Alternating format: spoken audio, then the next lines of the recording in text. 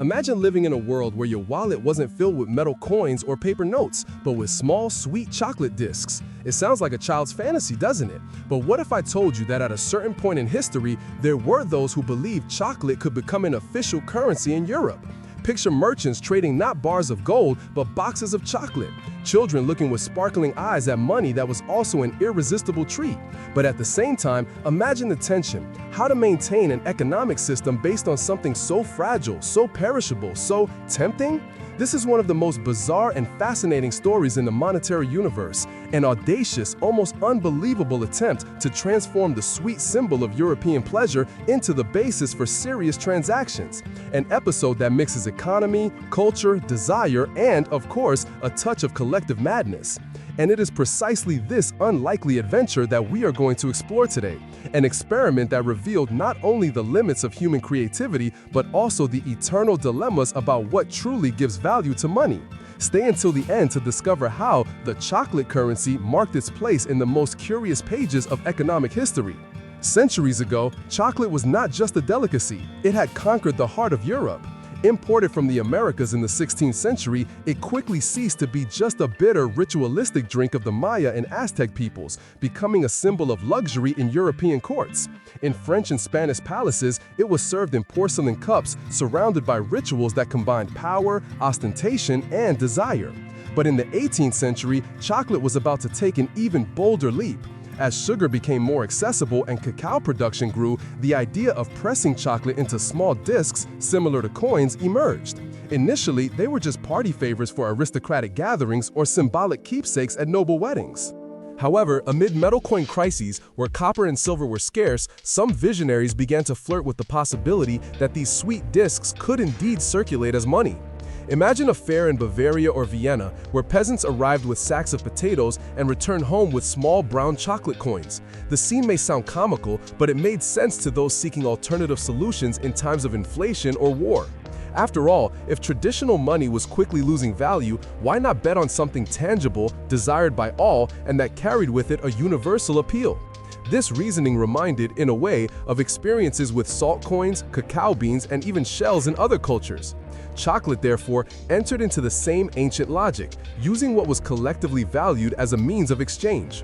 The political context of the time, marked by territorial disputes, famine, and high taxes, also contributed to fueling this eccentric idea. It was not just a joke, but a creative response to a real crisis. Today, looking back, it may seem like madness, but just observe the current times to understand the parallel. Aren't we living in a world where digital currencies and intangible assets like cryptocurrencies are trying to redefine the value of money? The chocolate coin, although bizarre, does not fail to echo this same human impulse to constantly reinvent the way we exchange, buy, and accumulate wealth. Thus was born an attempt that, although ephemeral, deeply marked the economic imagination of the time.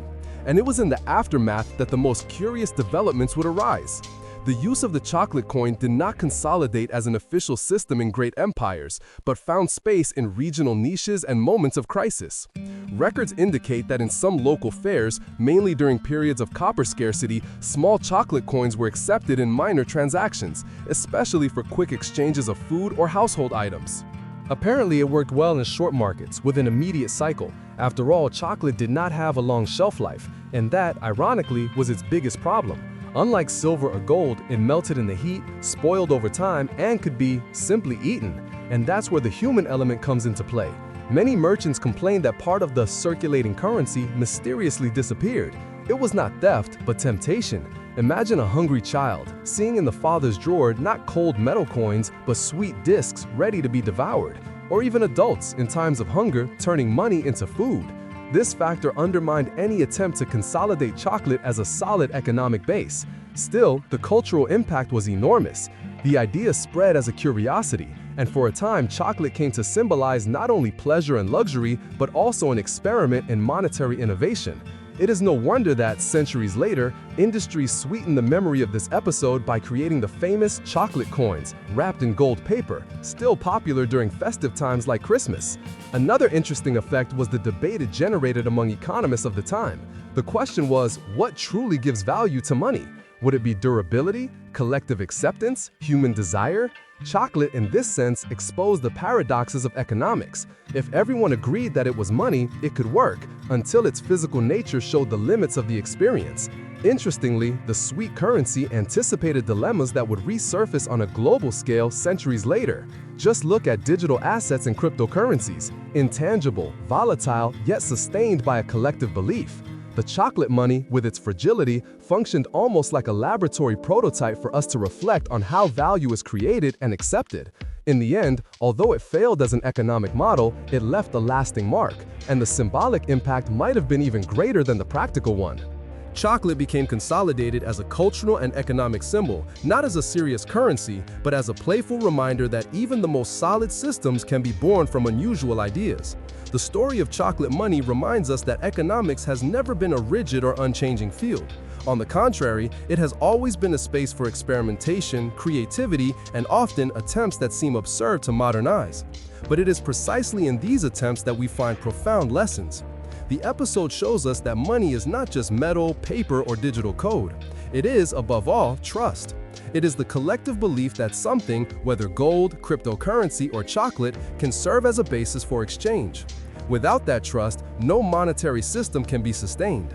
It also reveals the practical limits of human desire. Chocolate may have been irresistible, but its fragility showed that money needs more than just emotional appeal. It needs to withstand time, temptations, and crises. And at the same time, it needs to carry a symbol that everyone recognizes. Interestingly, the chocolate currency remains alive in our culture. Today, it appears in the hands of children at parties, wrapped in golden papers that mimic real coins. A fun reminder that, for a brief moment in history, someone dared to dream that something sweet could move economies. And perhaps that is the greatest lesson. The value of money is always in transformation. What seems absurd today may be tomorrow the center of a global system.